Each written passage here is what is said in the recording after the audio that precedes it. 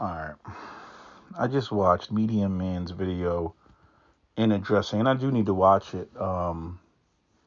This brother's channel has been, it's been blowing up, and I got to give him some credit. I forget what the name of the channel, but it's the clip that Medium Man is talking about. They got this set up like, Kevin Samuels, and they go and talk about black issues. And I forget what the name of the channel is, but anyway, you'll see it because I'll put the link in the description box. And they got a show where last time I checked, I think it was like 245,000 views. So they're making money having these conversations. And they had Umar Johnson on, and they were having the conversation, and they got the clip up there talking about the conversation getting heated. And look, Umar Johnson, I take Umar Johnson with a grain of salt, okay? Because remember, this is the man that said, and to my biracial sisters, you are African until proven otherwise, even though he sat right up there and told General Seti that, when he looks in the mirror, he sees a cracker, okay? So already we're dealing with the gender-based colorism. But what I wanted to talk about, that's not what I want to talk about. What I want to talk about is, I was watching Media Man, and I see, he's kind of getting frustrated with the way that, some people are coming at him or coming at his platform when he's just, laying out the statistics, the facts, CDC numbers, all that stuff. And you got people who really just want to believe the negative narratives, about black men. This is one of the reasons why, I've kind of, slowed down on the conversation, because you're not having an honest conversation anymore. And again, it's the same thing that I said about Jared Taylor.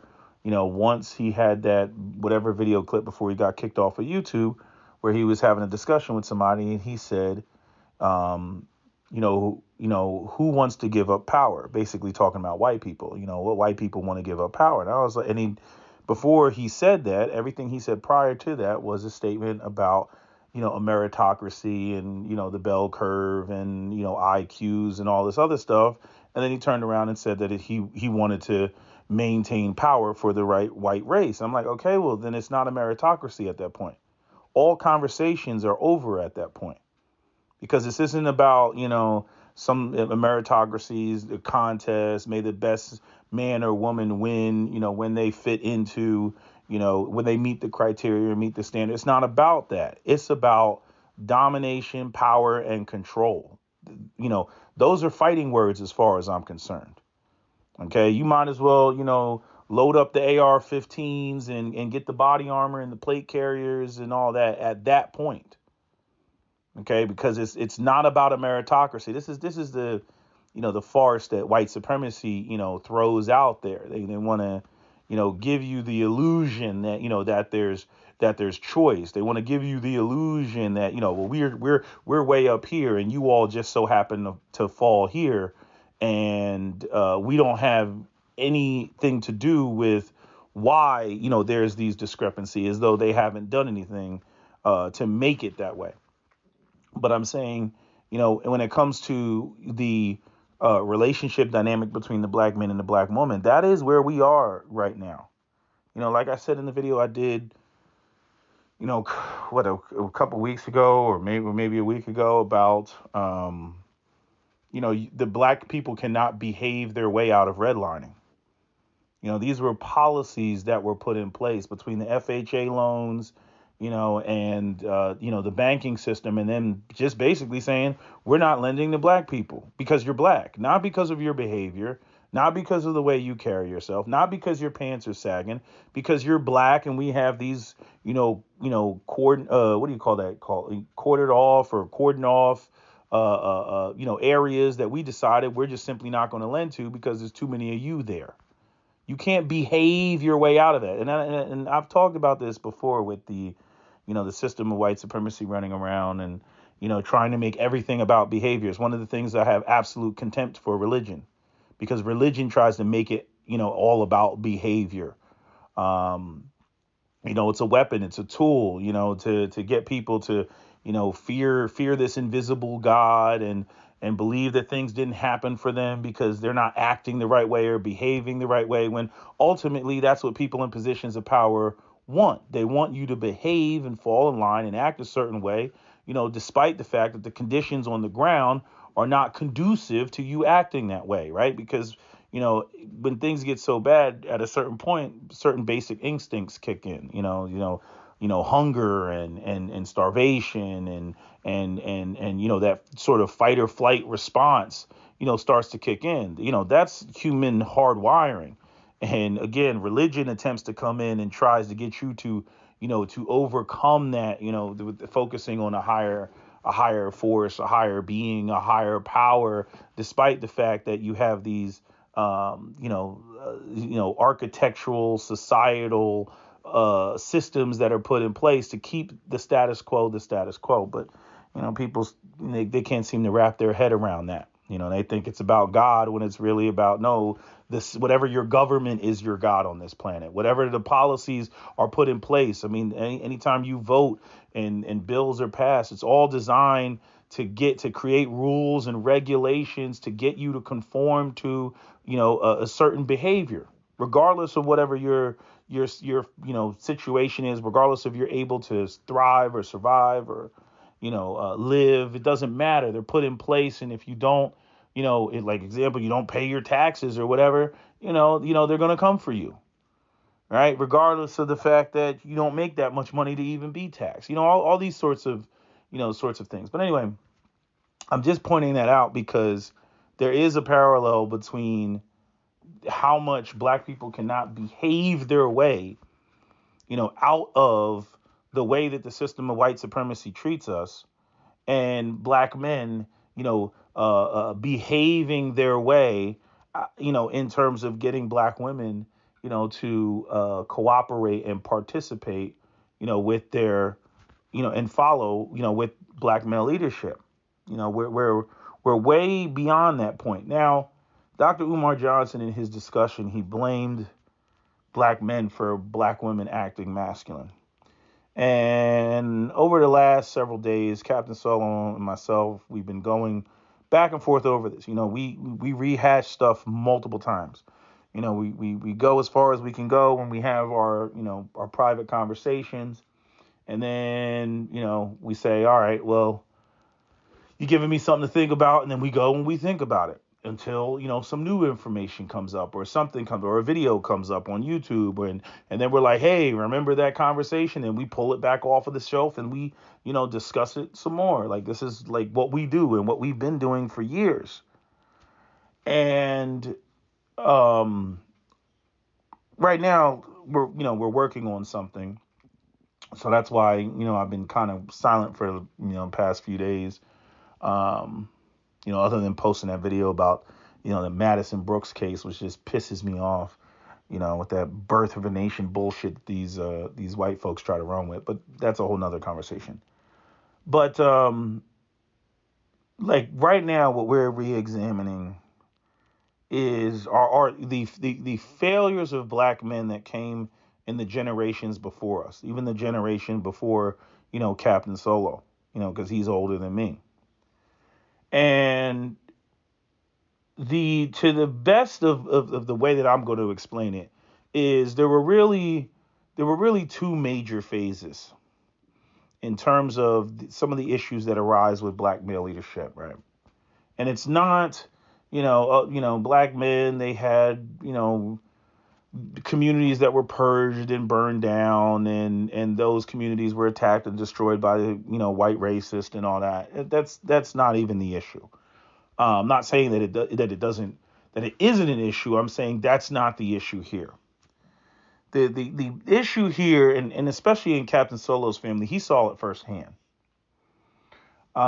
Which is that you had black men during the Great Migration. Let's go back to, let's say, the late 19-teens, early 1920s, right, which is right after World War I. And you had black people who were, migrating north where the jobs were, cities like Philadelphia, Pittsburgh, Detroit, Chicago, and even New York. right? Black people were leaving the South. They were running away from racism, domestic terrorism, from the Klan, and Jim Crow laws, right? We're talking, at that time, that's when all the race riots were happening, right after World War II. I mean, excuse me, World War One. And I've spoken about this before. You had black men that went off to the trenches of France, and they were killing white men. They were killing, Germans, right? These young men were being forged by fire because, the men that go off to war and fight, 17 to, 25, is probably what the average age of somebody during World War One was. These were, I know that Vietnam was even younger, but overall, but I'm saying, these were young men, anywhere between, again, 17 to, freaking 30 or something like that were fighting in the trenches of Europe. And when these men came back home, to be in the Jim Crow South, you have a rifle, you know how to use it, and then you got white Southerners with their inferiority complex running around, pushing you around, on some boy, you look me in the eye, and black soldiers that were, I mean, there's been plenty of discussions and videos of black soldiers, not only in World War One, World War Two, where the white supremacy, or the concept of it, or segregation, was so strong that German soldiers were treated better than U.S. black soldiers. Where black soldiers would be, again, that whole separate but equal nonsense, even though most of the time it wasn't equal. And they would be told to, get to the back of the bus, all the way from World War One, to World War Two. Right. I've talked about Booker T. Spicely, who was ripped off of a bus. This is before Rosa Parks was ripped off of a bus and shot in the chest twice and died, all because, he wouldn't give up his seat to a white man. So I'm saying, anyway, not getting off topic, black men that came back from World War One, these were not the type. These are hardened veterans at this point. These are not the type of men that are just going to bow down and step and fetch like the black men that came before them coming out of slavery. You can't talk to Massa like that. Not after he's went over there and killed some German soldiers with a bayonet. He's not going to. That's not going to be his attitude. He's a full grown man at this point. And a lot of the race riots that took place were because of young black men that were not going to take any shit when they came back. That's why they were always talking about, these uppity niggas, because they wanted black people to grovel in white people's presence, which wasn't going to happen, not after World War II, right? And so World War One, I'm sorry, World War One ended in 1917, and then you had all those race riots of 1919, Red Summer, all the way up through about 1921, right? You had 2-3 years of just purges of black communities all across America.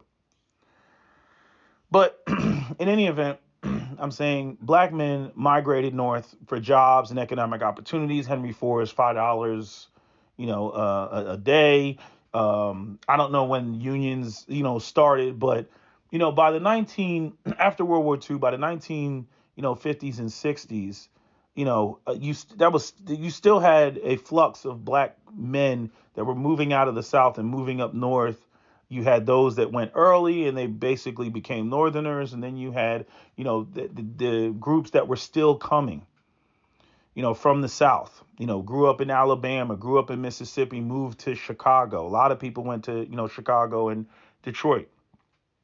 And what ended up happening, let's say, for example, like in Captain Solo's family, Captain Solo's background, I believe his grandfather was a sharecropper. And his family, moved to Detroit, and they got jobs in the auto industry. Now, a lot of those black men that moved north, they were not educated men. And a lot of the black women that were already in the North, who were the daughters of black men who were already in the North, they were getting a much better education. They went to school. I know that because this happened even within my own family, right? Because young men, especially back in the day, young men, from like 16 onward, they would be expected to work and contribute to the family. So, even in the South, you would have boys being taken out of school so that they could work while girls were able to still go to school and be educated.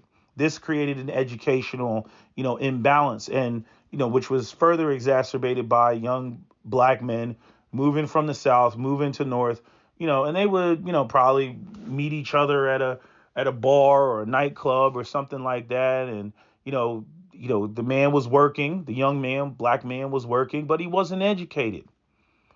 But he was the breadwinner. This is at a time where, at best, women could be teachers, nurses, and secretaries, right? Which again was conducive to them being educated. They knew how to read, they knew how to do math, they knew how to write, all these things. And so here you have a black man, let's say, working for General Motors, and now he's gainfully employed, part of the union, all that stuff. Let's skip right into the 1950s and 1960s, okay? And you got a black woman who's educated. She graduated high school. Maybe she has a little bit of college. Who knows?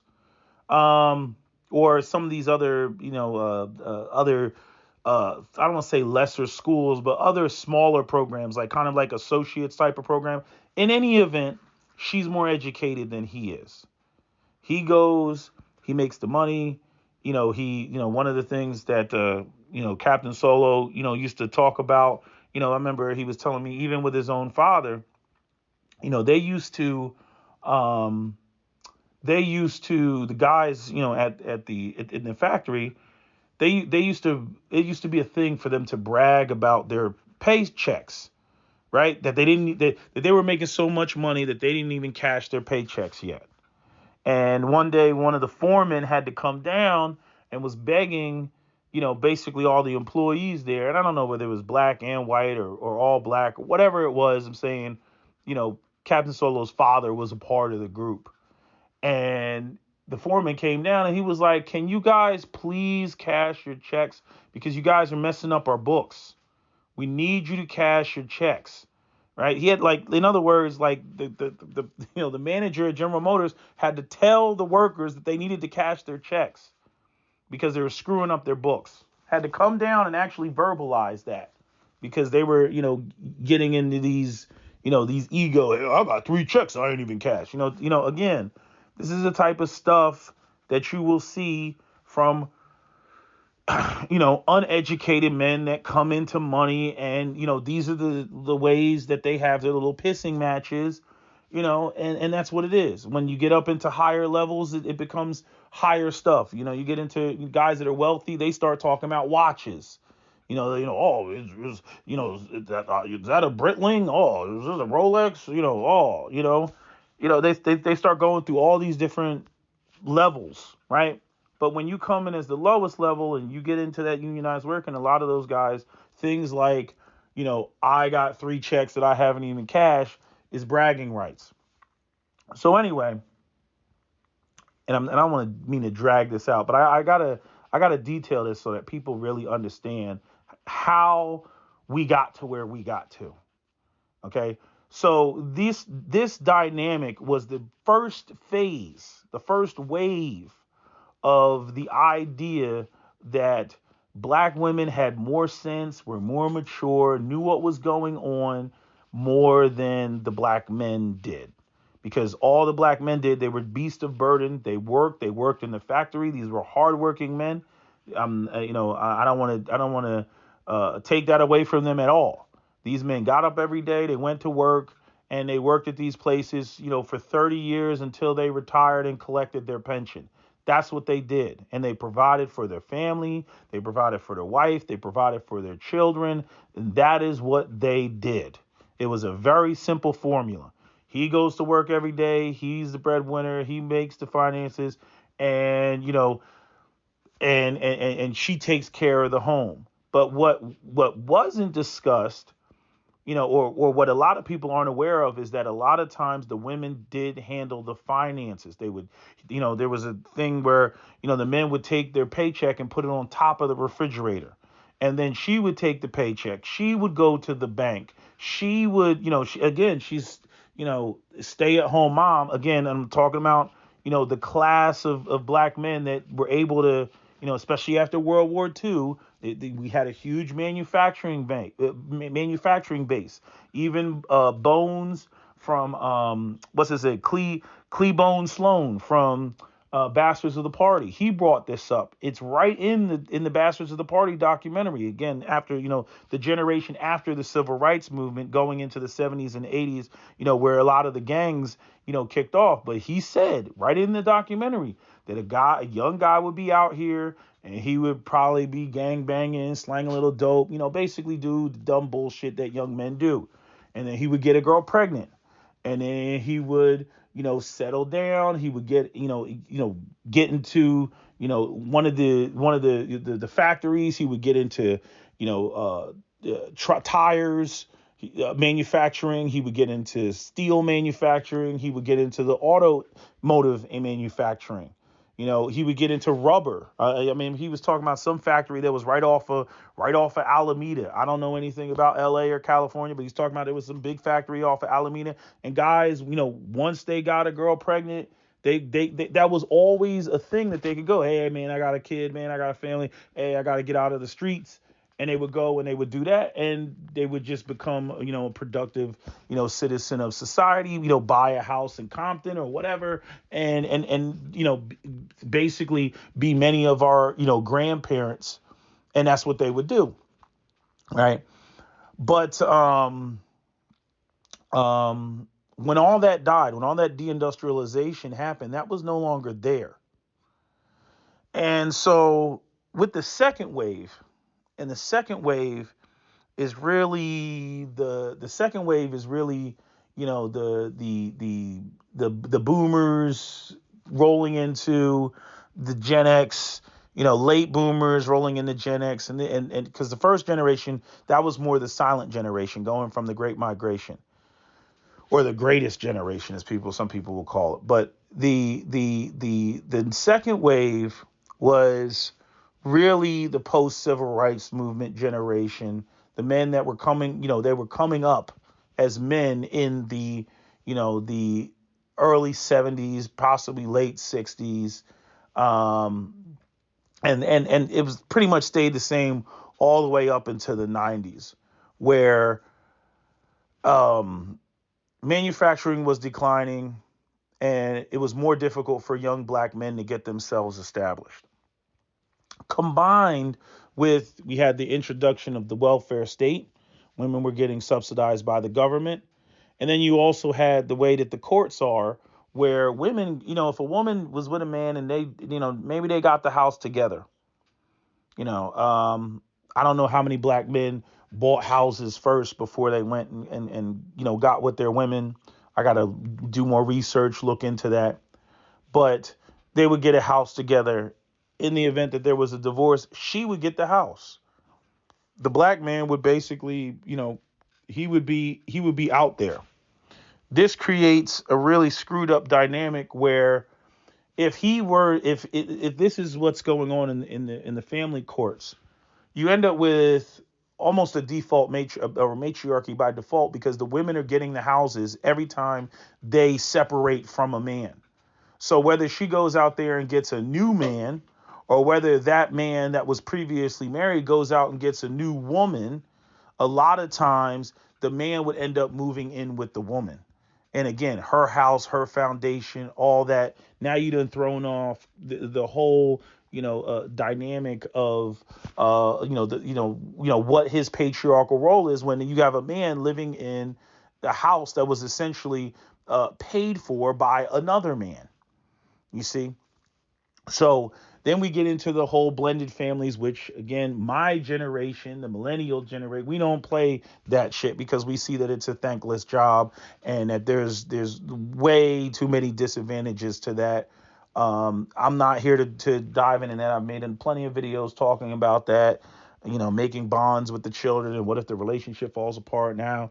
You're breaking up with her, you're breaking up with the children, all that sorts of stuff. You can't discipline the children. You got to deal with, in-laws and baby daddies. And there's a whole bunch of drama that we're just like, no, thank you, ma'am. No, thank you. Right. But in this second phase, you had, like, even talking to my father, he talked about how, when Vietnam came, he said it cleared out the ghetto, because my dad grew up in the ghetto, but he said it cleared out the ghetto.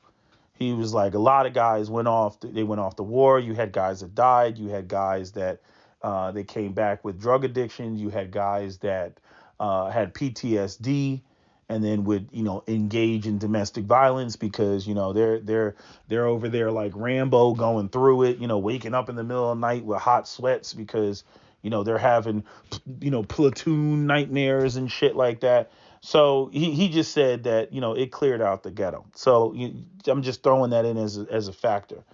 Come the 80s, come Reaganomics, I'd argue that this was, if you wanted to make a third wave, you could make a third wave in the 80s. But what ended up happening in the 80s was the introduction of crack cocaine in the mid 80s.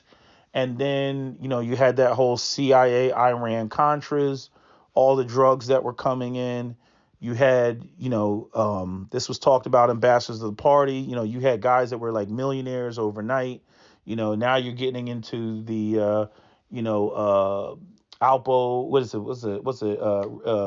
Rich Porter, Alpo, Aphasion. Now you're getting into the paid in full, era, right? Now you're getting into, the 88 and everything. And then on top of that, these men had theme music because, hip hop was now beginning to, take off. You had LL Cool J and Cool G Rap and you had Rakim and all, hip hop was taking off. And on top of that, you had a lot of men. They weren't trying to go into the plants, even though the plants, were there, and a lot of guys could have gone into the plant. I don't know if I should say a lot, but there was still the option. But you got to remember, by 1990, I think it was 1992 or 1993. I think it was 1993. GM had its first, I think the big three had their first major buyout of pensions, with the UAW, right? So just to show how much, the automotive industry was in decline. And then so the idea of even that being this always be there stability, that was dying. Right. And then you have a whole bunch of other things that were going on between the 70s and the 80s. You had new regulations. You had, questionable, what was it? Questionable quality control. You had the OPEC crisis in 73. You had foreign vehicle competition. GM had 5.3% share stock in Mitsubishi. They had, I think Chrysler and Mitsubishi came together to form. They had a couple cars that I think I think it was like the Dodge Colt or something like that. And then you had Mitsubishi that had Nissan that had the Datsun. So things were changing. This whole, we were getting into the, what do you want to call it? The what do you call that? The global, a global outsourcing and jobs going overseas and all that. During that period, that deindustrialized period, it wasn't like the production stopped. The production just went elsewhere where it was cheaper and more cost effective. People moved down south, or excuse me, corporations moved down south because they didn't want to pay those unionized wages. They didn't want to do all that, right? So during that whole period, part of the problem, even with the first phase, part of the problem is men were getting comfortable. And so you had men that were uneducated from the South and never learned to read. You had men who were uneducated, who never learned how to, balance a checkbook. Right? They didn't develop these skills, and slowly but surely over time, Again, especially with women getting subsidies from the government and, getting houses and divorces and shit like that, they began to look at themselves as the rock in the foundation. They began to look at themselves like black men can't do anything, especially do anything for them when, again, those unionized jobs were now, due to deindustrialization, those jobs were going away. So now the black man wasn't even the breadwinner anymore. So basically, I got the house. You're not the breadwinner anymore. All you can do is basically blow my back out and help me make these babies. That's pretty much all you can do. And, that's where a lot of these women, a lot of these Gen X women got this, sort of mentality.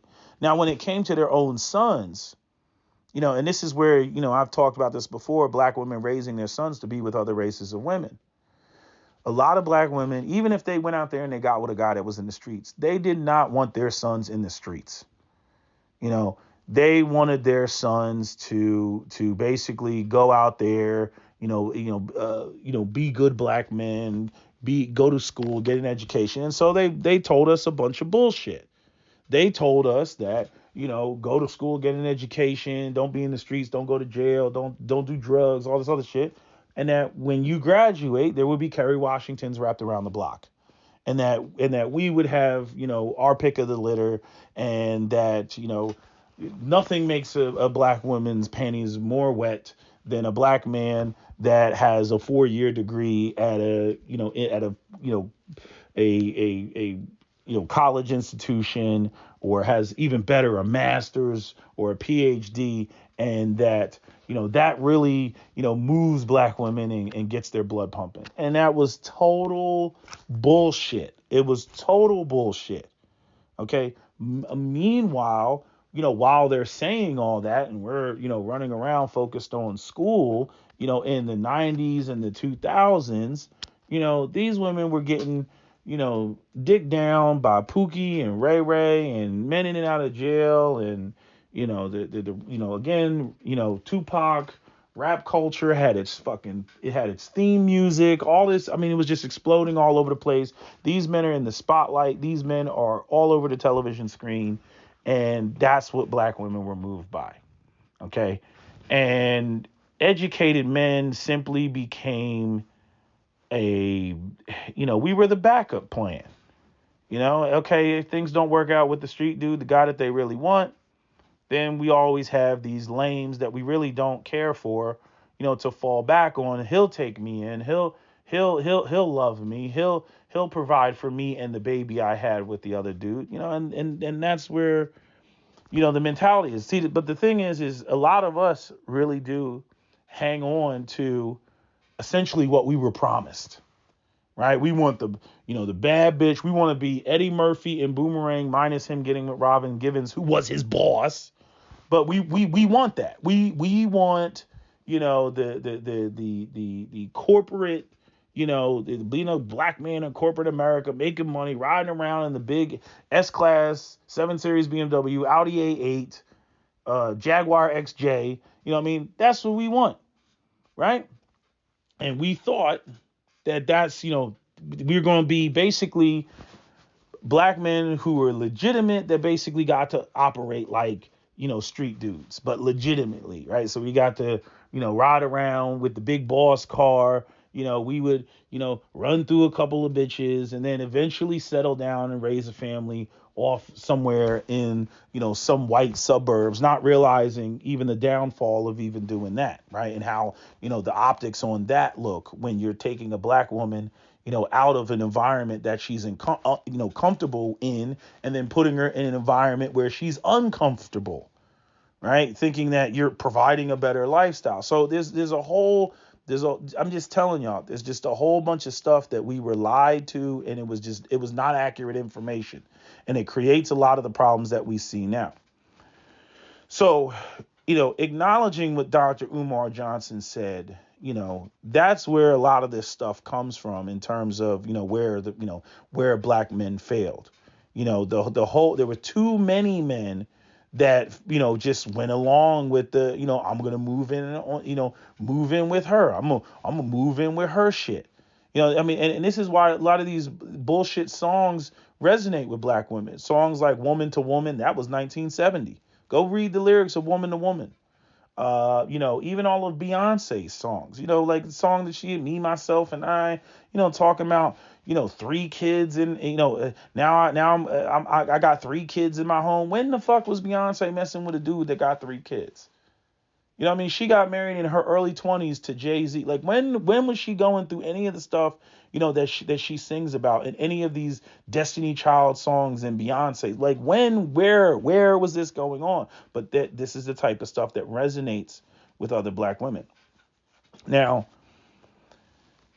the other thing that took place in the 70s that we all know about was feminism. And feminism in conjunction with black women, seeing too often black men who were being added to women's programs, moving in, with women, women having the foundation because, of divorce and the divorce courts, and she's got custody of the kids and she gets the house, and, buy a nigga, go out there and rent you an apartment or something like that. And even that, again, that guy moving in with a woman, it set the tone of black men never being established, role reversal, all that shit. And what feminism did is like put the just the icing on top of it. Because what feminism did is, and I'm saying, I don't know whether it came from feminism or whether women always felt this way. But feminism really, put that, or at least publicly put the idea that, women needed to, have their own autonomy and all that other stuff. And you got to think, right? Here you got a black man let's go back to that first wave. Here you got a black man who in the 1940s, or 1950s, he's making good money, but he doesn't know how to do anything. He reads at a fifth grade level. He can't write, right? He doesn't know how to balance a checkbook. His math skills are basic, right? Because remember, this isn't a time where you had calculators. When you wanted to do division, you did long division. Okay. So he didn't know how to do anything. He just knew I got up and went to work every day. And that was fine. That created somewhat of a balance between her education and his ability, to provide. But once all that goes away, then what? So you end up with a situation where he can provide, but he doesn't know how to do anything. She knows how to do things and get things done and turn the light bills on and all, but turn the lights on and everything else like that. She knows how to do these things, but she doesn't have any resources. Now, by the time we get to the 80s and the 90s, women are going to college. Women are becoming more educated, you see? And then with the black males, you end up with a lot of them, going the street culture route. So they get into the streets. Then we get into he gets caught up, he gets jammed up, and now he's a felon. Now, he's got to put everything in his mama's name or his girlfriend's name and all that. And so you still end up with a situation where the black woman essentially has leverage in the relationship. Whether it's 1940, 48, and the black man has a damn good job in Detroit and he's working, but he doesn't know how to read or write, she has leverage. Or whether you go to 1995 and the black man has a felony for trafficking cocaine and a weapons charge, and he moves in with her, and again, he can't even get an apartment by himself because he's a convicted felon. So same situation. The dynamic that she still has leverage in the relationship. If you ask me, this is one of the primary reasons why, even when it comes to black women, as much as they talk about hopping the fence and getting with Brad and Chad and Grant Wellington III, why they don't go over there as much as they claim that they're going to, because they don't have any leverage over there. Okay, being the original woman has no leverage over there. Melanin Conte has no leverage over there. Your mama black has no leverage over there. Okay, there's no leverage over there. Unlike in the black community where, all sorts of Afrocentric, magical, made up on the spot shame can be applied. So you have that as an added layer. Because the thing is it goes back to what I said at the very beginning. Once you want power, there's nothing to correct at that point, because black men, let's just say, for the women that file these complaints, which are based off of the conversations that we have had over the years, but they're grabbing it and trying to run with it. But fuck it, let's go with that. But let's just say that they were genuine in wanting these problems to be corrected. They can't be corrected, because those problems being corrected and black men actually handling business and being excellent leaders is in direct conflict with her desire to want to be in charge and be in control herself. Because many of these women, I mean, they have to come up with these ideas of the color purple and, oh, the evils of black men, and come up with all these, wild justifications, when the reality is no, they just want power. They've had a taste of it. They've had their own autonomy. And that's what it is. This is why one of the things Captain Solo has always pointed out is once a black woman buys her own property, she's done. She's done. Because she's not going to, sell her shit and then move into your shit, especially if hers is bigger or whatever. She's not going to do that. She's been operating as a fully functioning, independent adult for some period of time, when a woman buys her own property. I mean, at best, she could, rent the house out. Don't sell it, rent it out, and then y'all can come together and, get a bigger house or whatever the heck it may. But that's at best. But the mentality of, being, she's got her own shit. That woman is going to have a completely different mentality than a girl that you meet and when she gets married, it's that, she was living, on her own, for some time after college. She was renting an apartment, and then she meets a guy, and then, he's making more money than her because he's like maybe 5 to 7 years older, purchases a home. She moves into his home. And then, that's a whole different mentality that she's going to have. She's going to have way more respect for that man. She's going to look and view him differently. She's going to look up to him.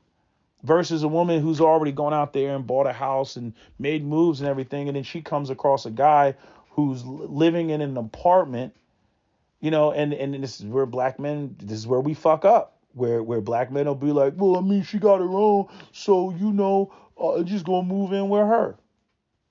And then next thing you know, he's complaining about the disrespect. I've seen black men do this. I had to cut a brother off, shortly after undergraduate because of that, because he was bragging about his girl making $100,000, showing off they were living in an apartment. But I'm like, nigga, that's not your shit. You know what I mean? He was acting like he came from the hood, but he was acting like he accomplished something. Like the fact that he was able to pull a chick that's got it going on more than him speaks to his awesomeness. And I was like, huh? I was like, you look like a bitch right now. That's what I was thinking in my mind. I was like, huh? And he was like, nah. You know what I'm saying? And you get these guys, it's like, yeah, girl. They want to big up their girl. Yeah, girl, you put this together. You put this together. And they want to give praise and all that stuff. And the women, they want to cheer that on. Oh, that's so great and everything. I ain't never come across my mind, to do some shit like that. Because immediately I'm thinking, damn, like, how the hell is she doing all this and I can't do it? I can't make this move and she's doing it, right? And we know what the gender role expectations are, right? And then see, this is why a lot of the feminists are trying to redefine things. This is what you see in the LGBTQ community, which is why, like, now all of a sudden, heteronormative cisgendered is a thing. It's a term, that it's repeated so much, that people, throw it around. When before it was just like, you're gay or you're straight. That's it. You're gay or you're straight. Like, that's all it is. We still think that, somebody's like, well, actually, I'm non-binary, non-conforming, we're like, gay. Like, that's what we think. We're like, gay. like like we're not, we ain't going into all that. There's 33 flavors of Haagen-Dazs gender. Like, no, we don't. No, we don't give a shit. We're like gay. That's gay. Oh, you're a man and you like sleeping with transgender. Gay. We don't play that. But again, it's about them trying to change, the language, and redefine things. You see this with the, what a real man is. A real man is insert anything that exclusively benefits women. A real man is, not classical, some classical patriarchal shit. No, it's whatever modern day women try to redefine it as. And you see, for Harriet does this shit all the time. They constantly want to redefine, what manhood is. And it's always, to support some matriarchal situation. But anyway, long story short, there's really nothing that black men can do at this point. Because the solution that we would, propose, or the solution that we would enact is in direct conflict with the power and the control that these women want. And so, this is why you have black men that are now just, they're going elsewhere. They're dating abroad. They're dating out. And let me say this about the just how bad it is, because I really got to drive this point home, and I'm kind of upset that it's taking me 46 minutes to even get to this point. Oftentimes we end up having these conversations about colorism that black women, throw up, and they feel, their lack of desirability. And I don't want to diminish, those feelings. I have heard, enough brothers, say, disparaging things, or, when it comes to, black women's beauty. And there is a general lack of value. You know what I mean? And mileage may vary. Like, you got, obviously, you're like foaming at the mouth colorist, just like you have your foaming at the mouth, divester that's talking about black men are bullet bags and all that other stuff. Those are the most extreme.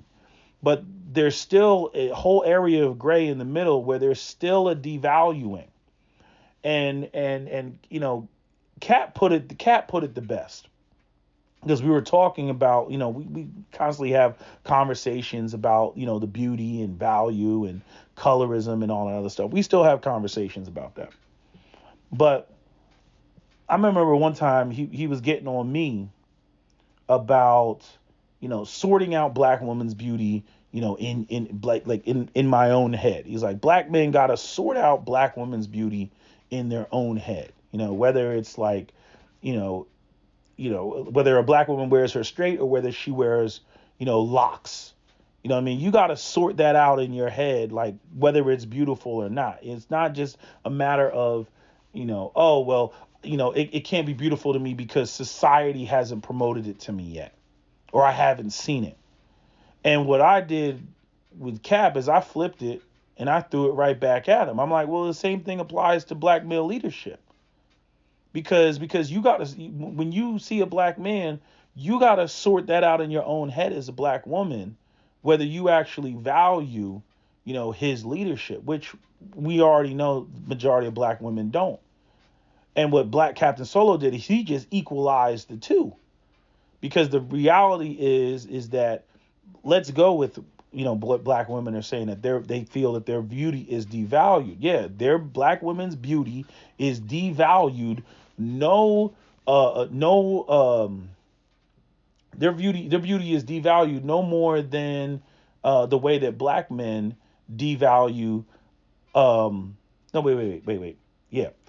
Yeah. Black women's beauty is devalued no more than the way that black women devalue black men's leadership.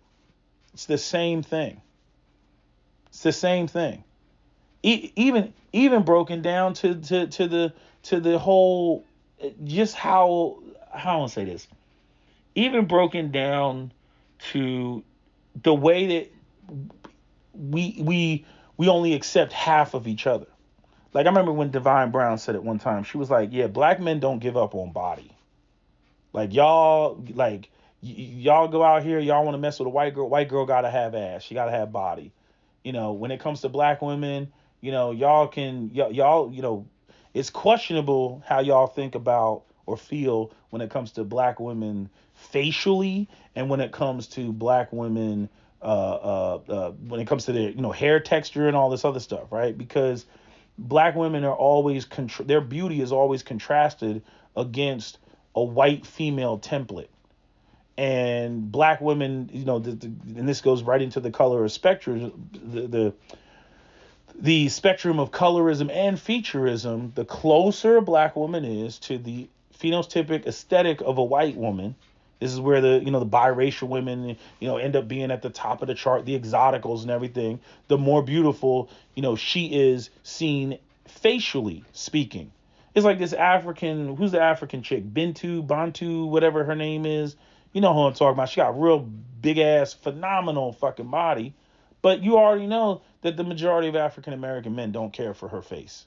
She got a big bell pepper nose. They just don't care for her face. Now part of the thing that comes into play is, again, like white supremacy is like smog. They set the standard, and so like we've never had our own space or our own ability to define that which is beautiful to us. But this is why the whole, you need to sort it out in your own mind first. White supremacy is not going to promote beautiful black women to you that would qualify as the quintessential essence of a black woman, because that's not their standard. But we run into that. They throw watered down, biracial, mixed, exotica, Doja Cat. They throw all these women up, because they share some elements of their aesthetic. And then what they do is they say, oh, well, these are the most beautiful black women because they're 50% of us as white people. That's what white people do, right? In their media and movies and all this other stuff. But what was I going to say? It was something I was going to say about the whole value system. But I remember. But just the way that a black man will sit there and oh man, she got fat ass, man, I'll smash. But they don't care nothing about a black woman's face. Talking about just a black woman that got a hellified body, but he wishes that he could chop her head off and stick a Latina on it or something like that. Black women are the same way when it comes to black male leadership, because they will lust and they will desire a black man. They will jump up and down. They will desire a black man, but they don't care nothing about his leadership. And here's the thing. Here's another thing. In this, I give Captain Solo credit on this one, major credit on this one, because if the way that black men devalue black women's beauty is self-hatred, so is the way that black women devalue black men's leadership. It is also self-hatred.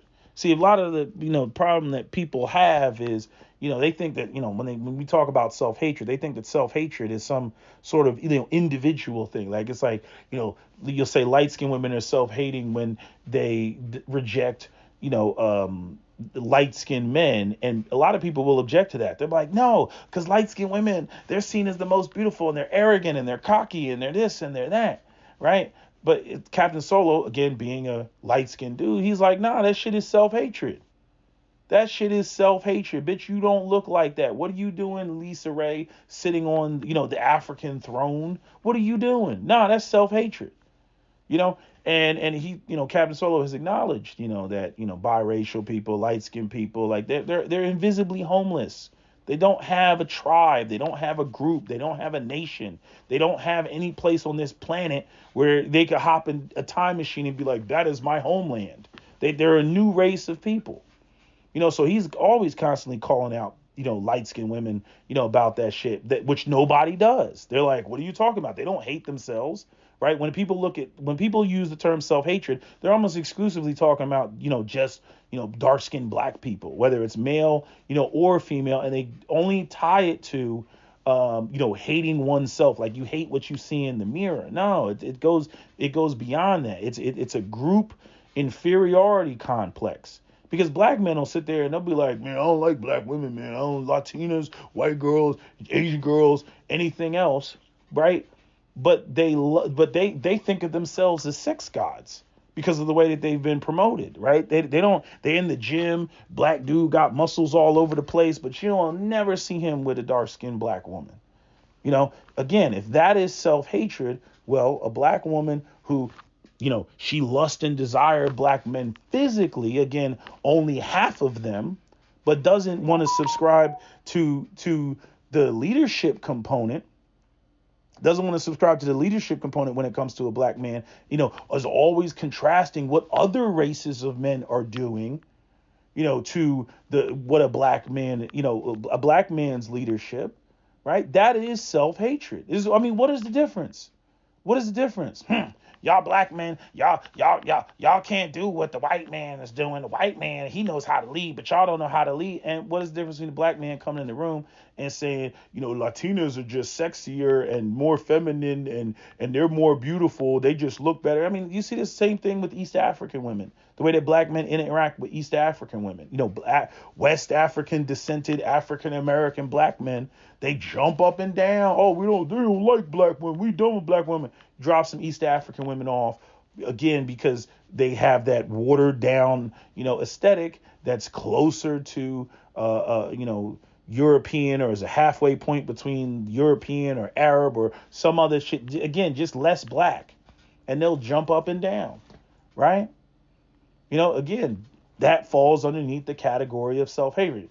I'm just saying, again, based off of the discussions that Captain Solo and I were having recently about this, that those two things are the same thing. They're the same thing. And this is why, it can't be fixed, because it's about a value system. It's not about black men going out here and engaging in particular actions. This is why the goalpost keeps moving. A man that's colorist, if a black woman says, if a man is colorist and he's throwing up, oh, she needs to lose weight and she needs to do that. Dude, you're colorist.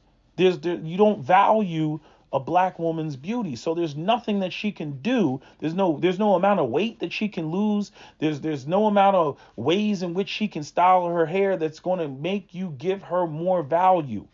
You might sit there and say, oh, I like a black woman's hair straighter than it being in locks or something like that. But then the minute a white girl walks in the room, now what you going to say? Is she going to beat out the white girl? If she's not going to beat out the white girl, then again, you don't truly value her beauty.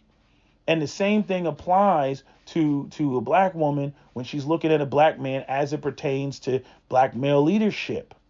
If she's sitting there, again, oh, y'all need to run a race for it. What are you talking about? The dude is a doctor. What are you talking about? He's already beat out 90% of white Americans. What is the problem? Oh, well, it still can't get with the program. You know what I'm saying? When people, they've already surpassed, they've already accomplished, what they need to accomplish. They've already met the basic, criteria of what qualifies a man for leadership, and she still can't get with the problem. That is self-hatred. We've just never put it in this context, and don't act like we've always known this and thought, no, we didn't always know this and think this. We're just looking at it because, again, you got to remember that men and women we're not the same. You know what I mean? It's like I see these videos, I see Dennis and other people throwing up videos about how women are losing, black women are losing when they go abroad and they're trying to be passport sisters and shit like that. Women can't be passport sisters. They're women. You know what I'm saying? They don't go, number one, they don't propose to dudes. Number two, they don't go and chase dude down on the street and holler and spit game and all that other. That's not what women do. So to try to have these contests, between black men and women, in that regard is dumb. It's dumb. Like they're never going to win that game because they're not dudes.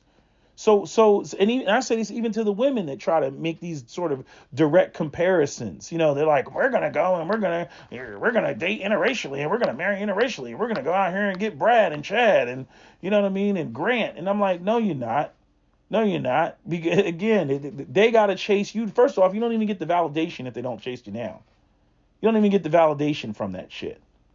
You know, the same thing applies when, black men. That's part of the reason why, a lot of black women, they feel some type of way about, the colorism and their beauty not being valued. That's why, when, if you go out here and you date a very dark skinned black woman, 9 times out of 10, no, she wants to see you jump up and down and do a rain dance, before you get up in it. You know what I'm saying? She wants to feel your thirst. Why? Because she's seen black men run around and project their thirst out there whenever, it comes to many of these other groups, especially like the Latinas and shit like that. Cap has a saying that, like, when it comes to black men, he feels like if there was a party and there was nothing but black women there, there's a lot of black men that would go to that party and they would feel like, man, where's the bad bitches? If there isn't any exoticals or any Latinas or anything else in the building, if there aren't any others in the building, any members of the expanded light skin universe, man, ain't no bad bitches here. There's bitches, but they ain't no bad bitches. Going back to the Boondocks and that hilarious episode where it was the guys were in prison and they were talking about, it's my God-given right to have a white bitch. You know what I mean? And then the next camera shift, it's like, okay, and we have Eskimo bitches, Native American bitches, Colombian bitches, Ukrainian bitches, just motherfucker just going through the whole list. Again, the reason why, it's a joke and it's funny is because there's an element of truth to it. And that element of truth to it is the fact that there is a lack of value when it comes to black women's beauty. And by the same token, when it comes to black men, in the eyes of black women, there is a lack of value when it comes to black male leadership. And so as a result, we are where we are. There's no amount of anything black men can do to change the lack of value, because it doesn't matter. It doesn't matter if it's present. This is why, even when, because I used to, say this with, Captain Solo and, even conversations with Chrissy, I was on the same page as, I'm like, acknowledging the beauty doesn't mean anything if you're not going to wife it up. It doesn't matter you just saying. Cap used to be on the, y'all need to acknowledge beauty and everything. And I do feel that, yes, the beauty should be acknowledged. But but in my opinion, I'm like, you're doing more damage if you acknowledge it and then you don't close the deal on it. Because then it's like, okay, well, okay, all right, I'm cute. Okay, so what's up? What's up? Because that's what sisters are going to do. And I guess because Captain Solo's a light-skinned dude, and again, light-skinned guys went out of style, and y'all want to, again, some of the light-skinned dudes, they come on my page and they want to disagree with me on that front, but y'all don't catch hell like, darker-skinned black men catch hell. Because if you go out there and you say, hey, girl, you look good, right? Because we know black women are deprived of this sort of beauty acknowledgement. If you go and you start, complimenting all over the place, yeah, a number of women are going to take you like, okay, well, what's up? You said I was cute. I think you look good, too. What's up? And you go, oh, no, I was just acknowledging your beauty. I really wasn't trying to holler, because, I like those Latinas. See, now you done cause more damage by opening your mouth and saying something when you don't really value it like that. You're just trying to, be nice or something like that. You know what I mean? It's like when a woman smiles at you. Just because she smiles at you that's not a green light. That doesn't mean that she likes you. Maybe she's trying to smile at you to acknowledge your presence so that she knows that or that she's trying to make sure that that she knows that you're there. Right? Or maybe she smiles to try to diffuse the situation to see, because if you look at a woman and she smiles at you and you don't smile back, she feels threatened. Now she knows, oh shit, danger, time for me to get the fuck out of here. Right? So there's the reasons why people do shit beyond the idea that oh, I gave them the signal and therefore that means that I want to follow through. There's a lot of situations where brothers don't follow through, and it causes more damage than not saying anything at all. Now, again, Captain Solo and I, we've had our back and forth about that, but I think, I have, made the point strong enough, or made the case strong enough as to why, I don't think that's the brightest idea if you really don't truly feel that that's a bad bitch, deep down inside.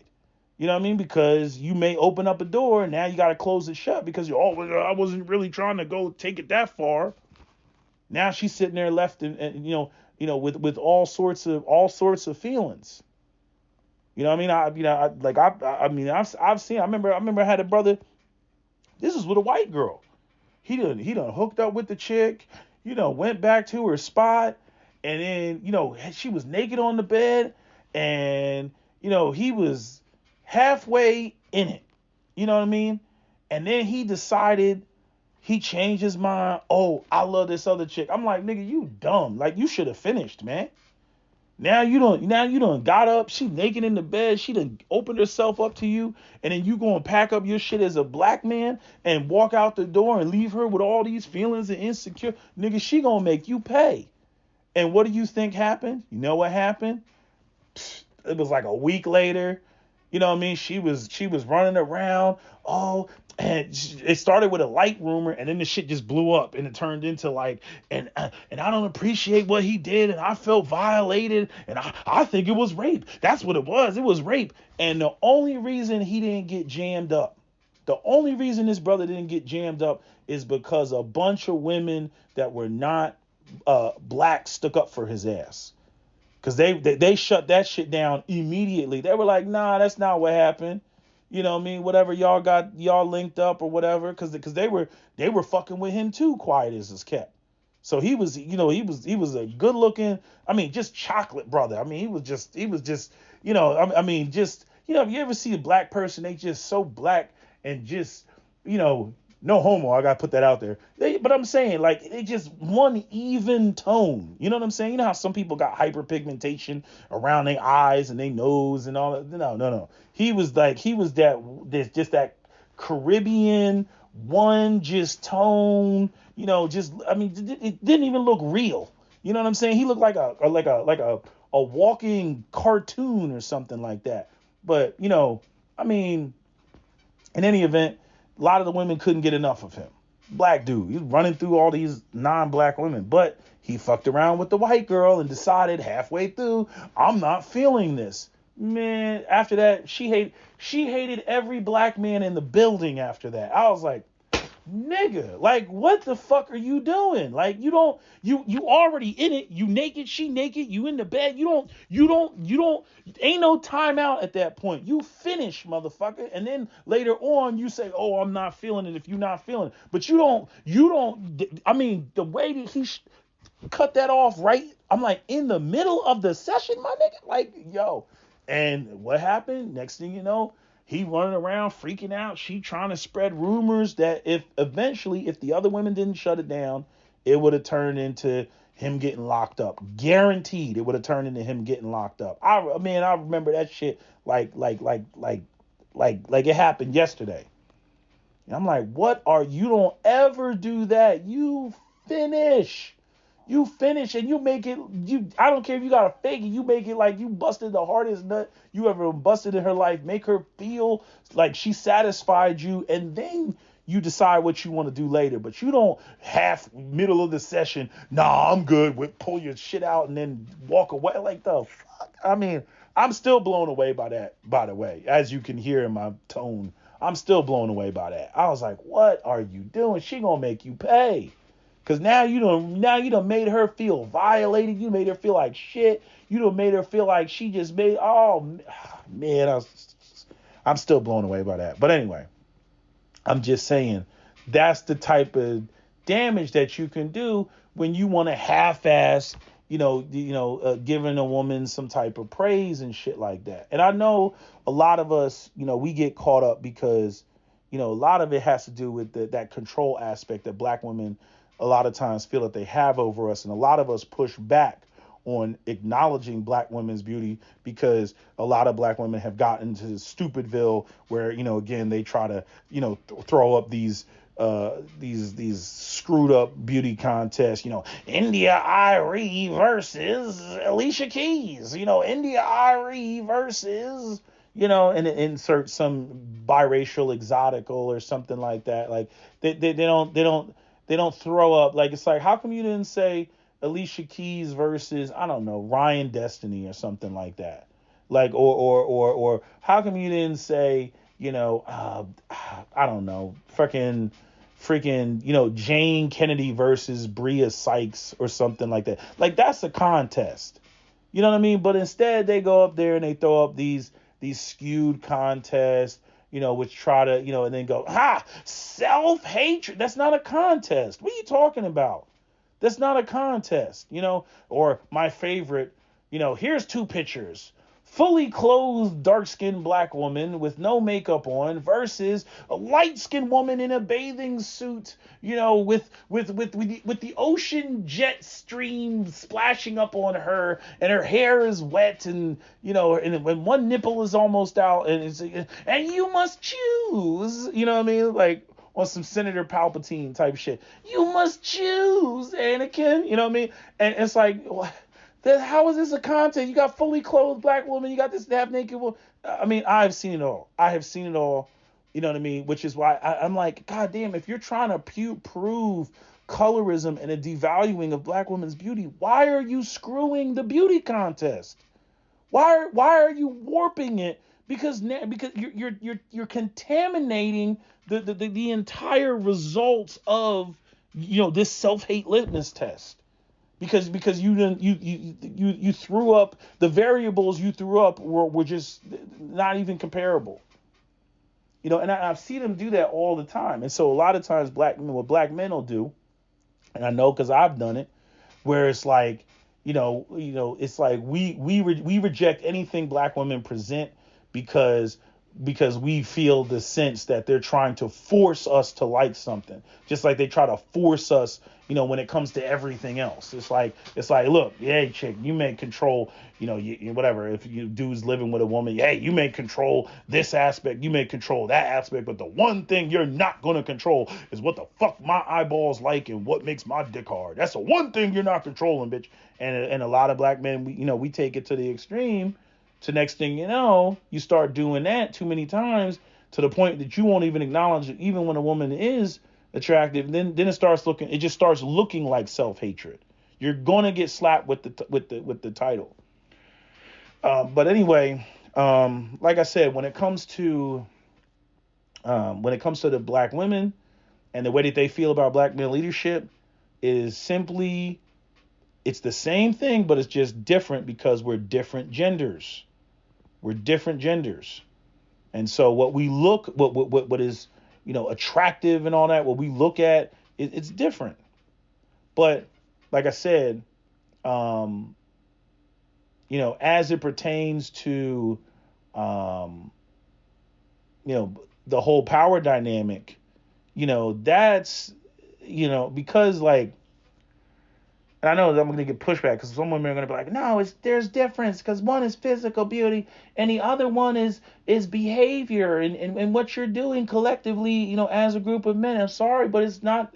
It has, you can throw up try to, come up with all different ways to say that it's different. You can come up with all different type of minutia. But at the end of the day, I'm telling you, it's the same damn thing. The comparisons to other groups, well, they do it better. They do it. Her beauty is this. The Latinas, they're sexier. Same shit. You're making those comparisons. And then what you're doing is you're saying what you're offering has no value. I mean, that's exactly what happened on the Put a Ring on It with what's the dude? What's his boy's name? I can't think of what his name is. But anyway, the chick and then the other chick, Egypt, that literally, I mean, she literally said his accomplishments amount to zero. Even though we just, women have been complaining online about dudes being dusty, not having their shit together, this, that, and the third, and she has to reduce it down to zero. And again, this is where, the leverage comes in, the manipulation comes in for a woman that wants power, that wants a man that's just simply going to add himself to her program and basically be an ad lib to her slong. And this is where we are. And again, the crazy thing is that what a lot of these, Gen X and even, boomer mothers taught their sons, their sons are not going for this setup, because this is what this is something that they were not prepared for. Not even saying that they would even willingly sign up for it, because there's no benefits to it. There's no advantages to it. It's just simply responsibility devoid of leadership. So why would they sign up for that? But I'm just saying the crazy part is for the men that did stay on the straight and narrow and were like, okay, I hit all these check boxes, what I mean? Like, I should be able to get, this, which again, there's never any guarantees, but generally speaking, like, that is how things are supposed to work. You achieve this, you get to, move on to the next room type of shit. And the problem that black women have is the fact that everything that Egypt smacked up. Oh, you think it's because of the car you drive? You think it's because of what's in your bank account? Yeah. Yeah, bitch. Yeah. Because guess what? Guess where that shit is important? In other communities. Guess they don't get that stupid. Show me a video of Asians sitting around talking about, you think it's about what's in your bank account? You think it's about what kind of car you drive? You think it's about what university you went to? Show me the Asian father that's talking that shit. You ain't gonna see that. First thing he's gonna do, oh, where did you go to school? I mean, they got a clip on the Family Guy of a joke, about Asians and how they feel about that shit. And I'm saying that's just Asians. Some people argue Asians are extreme because, overachievers and all this other shit. But bottom line, in pretty much all other communities, a man's ability to provide a comfortable lifestyle for his wife and his family is paramount. There is no disqualifying of that. Only in the black community do you hear or see that type of rhetoric. And that's another thing, like when it comes to black women and, they want to interracially date and have relationships, and y'all want to talk all this shit about black men and, and black men, y'all the ones that are looking bad. Yeah, Ray Ray and Pookie are definitely looking bad. And there's some people in other groups that can't distinguish.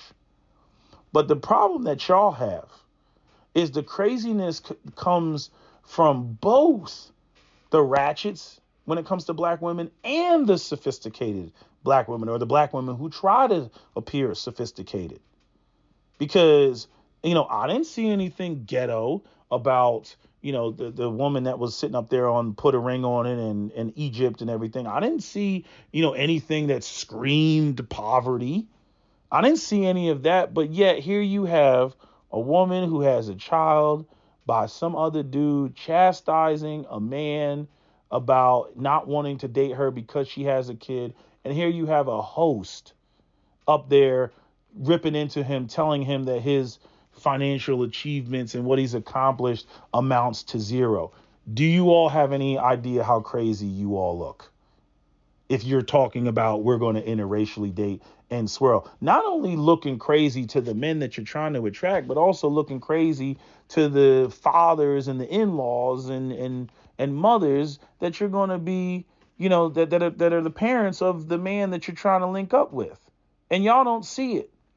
That's the part that gets me. It's not what was presented up there and everything else like that. If, there were, more black women that were like, no. But y'all don't see how that damages y'all image. Y'all sitting there like, well, I mean, how does this damage your image? She up there, she got makeup on, she got a nice dress on, titties out, she look good, she looks so pretty.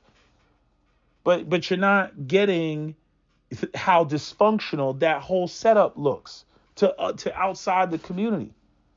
I'm not trying to have a pissing match about, how much better and how much more, black men can, jump the fence, that are, these men that are the ones that, again, y'all don't want Filipino women talking about, we'll take them and all this other stuff. I'm I'm not trying to have a piss and match, but I'm saying, I mean, number one, the numbers speak for themselves, in terms of these men and them dating and marrying out. But also, again, these men are bringing the criteria that is globally recognized. Not having any kids, being established, being financially well off, being able to provide and take care of a daughter, or their daughter, and raise children. Okay. Everything else outside of that, okay, there's your racism. But there's a lot of folks out there that they just care about those components, because those are the hardest components to achieve. And that's one of the reasons why, those components don't get so easily dismissed. But in the black community, when it comes to black men, again, a lot of y'all are talking out of both sides of your face, where you shoot down men that are established, at the same time you complain about men that are not established. And it makes no sense. And the only way you can make sense of it is because we have, a culture of black women who want power and they want control. And, if a black man wants to deal with that, if he thinks, the matriarchy is the way to be, and, all the other black men are just weak, and he wants to listen to some TD Jakes, Steve Harvey bullshit, hey, brother, be my guest. Be my guest. I'm not trying to deter you. I think it's an unwise decision, but if you think, but she's a strong black woman holding it down and I'm going to support, okay, if you want to be, that bitch ass nigga sit next to that woman on, put a ring on it with that clip that's been floating around, then you go right ahead. Okay, you go right ahead and you do that. But, to the other brothers, and to Umar Johnson, no, you cannot, just like I said, you cannot behave your way out of redlining. You cannot behave your way, out of, black women who don't want to follow and don't want to be led. There's a fundamental issue with the value of your leadership, the value of it. And so, again, just like with the beauty, a lack of value in black women's beauty, there's nothing to discuss. I'm not going to tell a sister, oh, girl, what you need to do is, wear your hair like this and put this outfit on and lose weight. And none of that matters, because the man doesn't value your beauty. As soon as another race of woman comes into the room, you know what I mean? At best, you might get I'll smash, but I ain't trying to wife it. Yeah, because he doesn't value it. You see? So at that point, just like I'm saying with the brothers, with sisters that do not value black male leadership, you got to move on. You got to move on, because the issue here is a value issue. There's nothing else. So anyway, I'm pretty much done with this video. That's all I got to say. Yeah, that's it. So that's my video. SWP out. Don't forget to comment, share, like, and subscribe.